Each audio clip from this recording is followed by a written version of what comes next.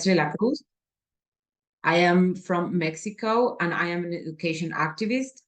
I have written some articles about the reality of education in Mexico because it is really different what we see in statistics and what we are told than living it, like be really being there and to experience what girls are from indigenous communities or rural communities in Mexico live.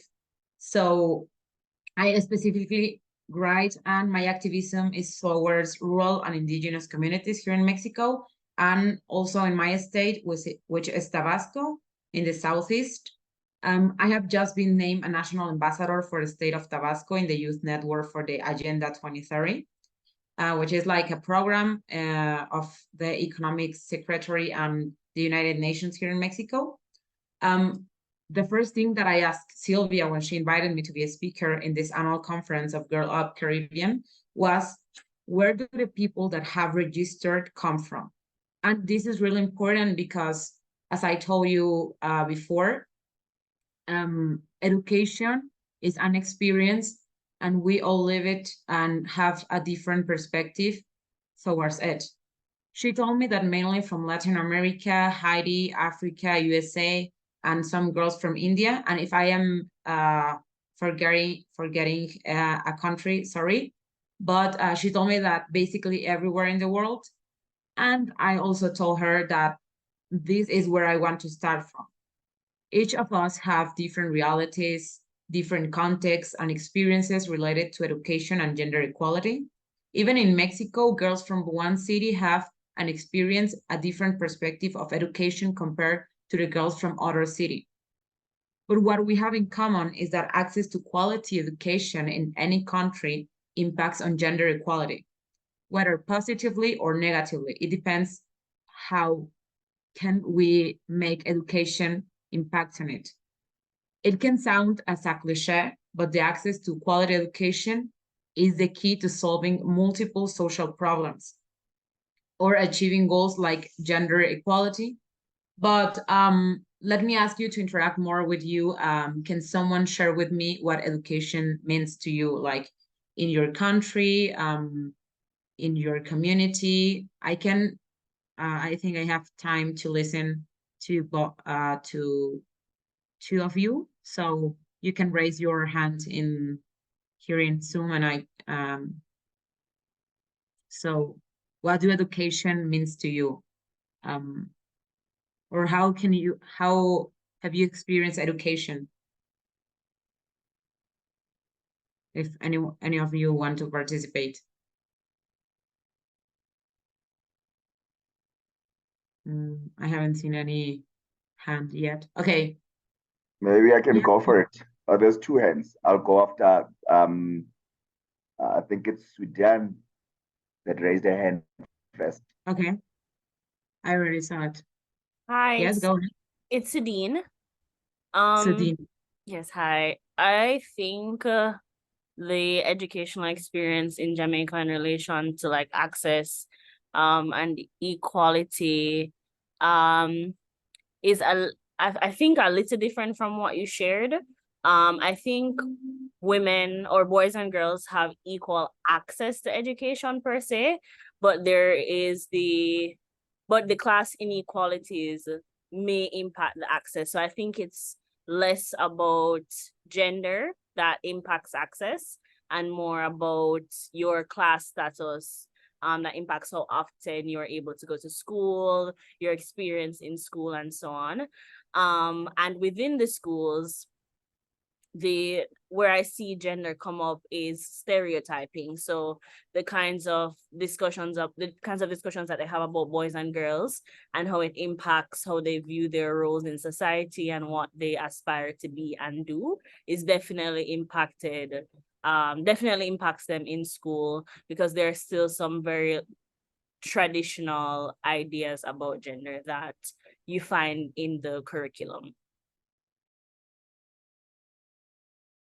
Okay, it was great hearing you, and I think, as you think, not only gender impacts your experience in education, but also your economic background, and this is a reality. Education continues to be a privilege here in Mexico. There are private private schools. Also, even if between public schools, if you don't have the same resources as another student, you cannot buy the same material or even in some communities, girls cannot access and boys cannot access to information because there isn't Wi-Fi, or they do not have a laptop or a cell phone to access to all the information. So yeah, apart from gender, there is also the economic background that make us live a different experience of education. Well, education, I want to share with you the proper and formally definition is defined as the process where an individual acquires or imparts basic knowledge to another. As we know, education often is developed in the social institution known as a school, which is the place where the secondary socialization happens. And secondary socialization is important because it is where children spend most of their time. The first socialization is with family, but mainly in big cities here in Mexico, children spend mainly most of their day in the school, more than 8 hours. So as in sociology, we study that children develop essential skills in school. Also, it is where they learn the social norms and develop critical thinking, judgment, and reasoning. So if a school teach a non-violence curriculum, we can achieve to be a better society, and we can achieve a peaceful society without gender violence. But sometimes we do not have curriculums in schools that teach that a non-violence culture. So it is supposed that in school we learn how to discern right from wrong, but it depends. So education overall teaches us how to contribute to society and how to be a social person, sociologically speaking. I study economics, so I know that education it's really important to economic growth, but sociologically speaking, these are the what education is for. And this is one of the function of education from the sociological perspective. But let me tell you what education really means to me.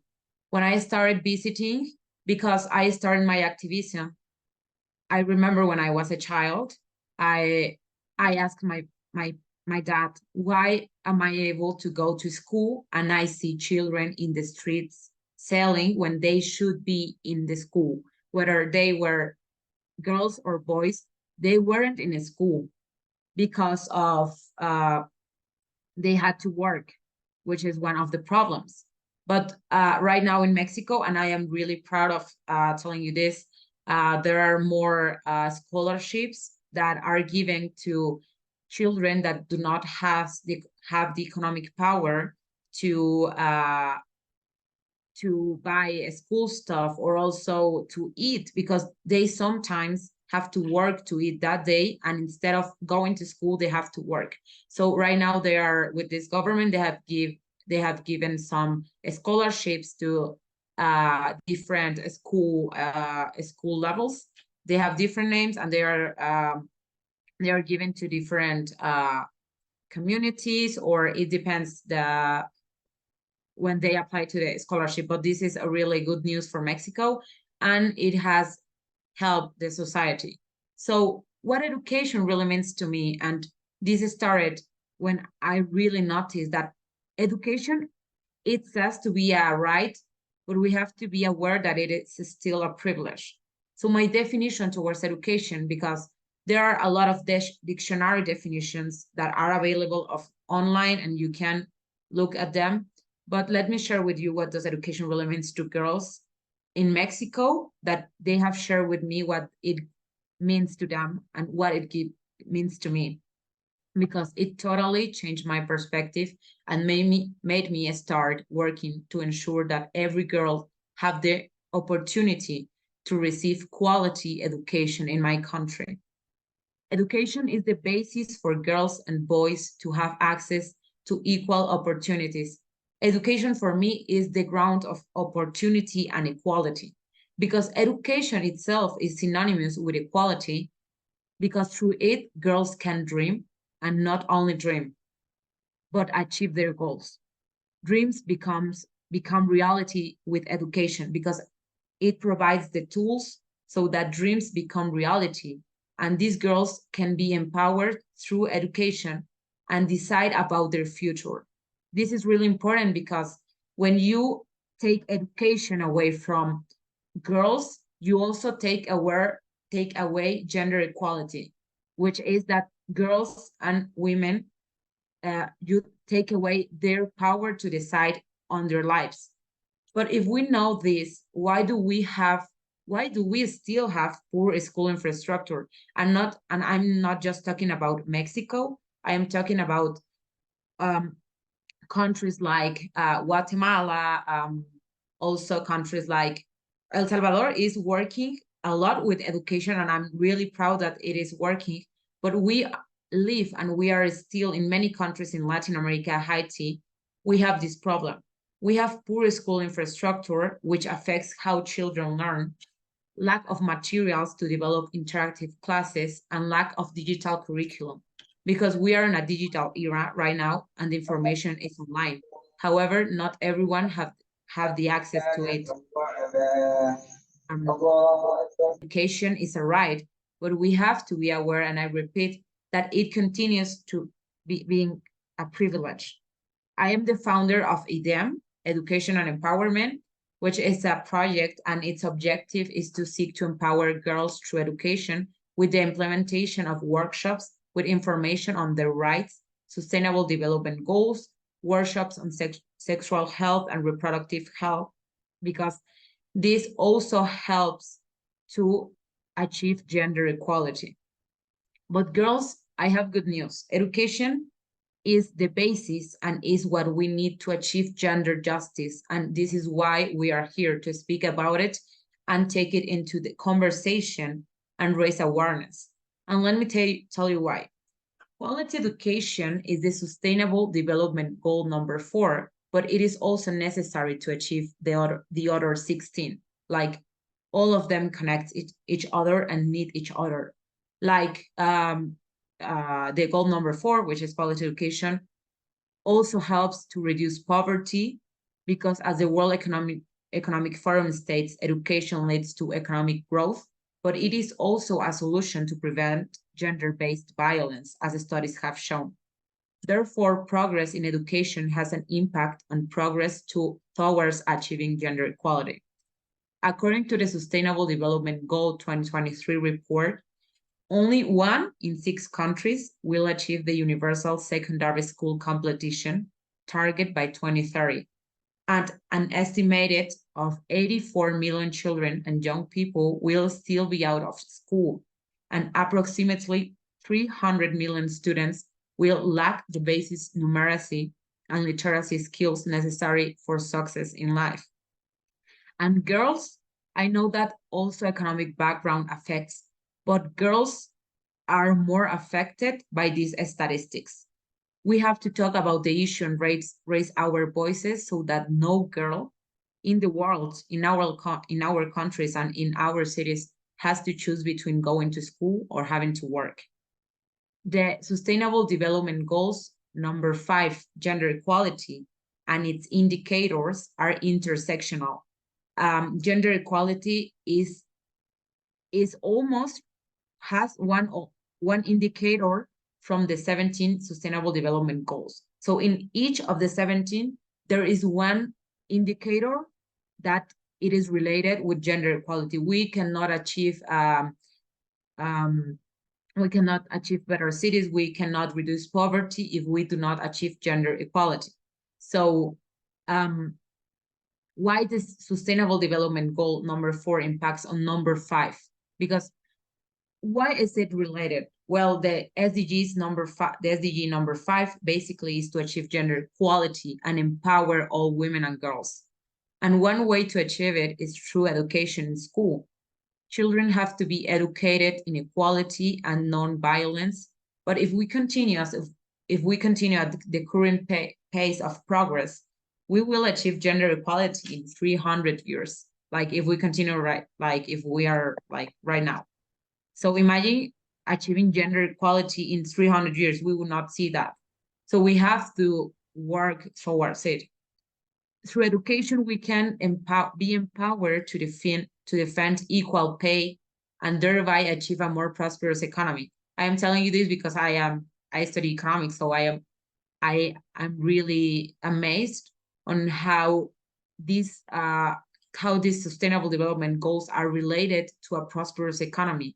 A prosperous economy depends on gender equality. We cannot work with just the half of the population.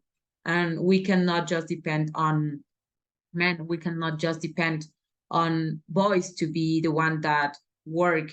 Women can do it, but we have to work. We have to be empowered because sometimes there are works, but we do not earn as men earn. So we have to be empowered to defend equal pay. So what can we do to achieve access to quality education and to achieve gender equality? What are the mini solutions or the solutions, or what can we do to help this? Because we cannot say, the government is going to make everything, okay? We can use technology and social media to raise awareness on the matter. And because right now we can we can influence people through social media and also promote the women empowerment. We also have to be aware of our rights and fight for them. We can help funding or creating education campaigns focusing on the main problems of gender inequality in our communities. And we are aware of the positive impact of education socially and economically. However, we are still far away from achieving an equal society based on peace and economic sustainability. Therefore, it is not only the government duty to work towards the sustainable development goals, but also as society, we have a social duty. And being today's youth, being youth right now, the youth, we cannot wait till tomorrow. The work that youth needs to do needs to start today. We cannot wait. We cannot wait for tomorrow to achieve it, but we can start doing something today. Even a small action helps. And of course, we cannot cover the whole world. We have to see the problematic in our communities. And because as I explained, we have different problematics and maybe specific problems in one community, one city, even in a country. Because no girl should be out of school. No girl should be living on violence. Girls have the right to choose what they want to become, and that is empowerment. So thank you all for listening. And if you have any question or want to share some thoughts, the floor is open. You can do it. And thank you so much for the space, Sylvia, and all the Girl Up girls that organize this. They have worked a lot to do and organize everything. I saw all the documents that you wrote, and it was really a lot of work. So thank you for these spaces that help us talk and share experiences.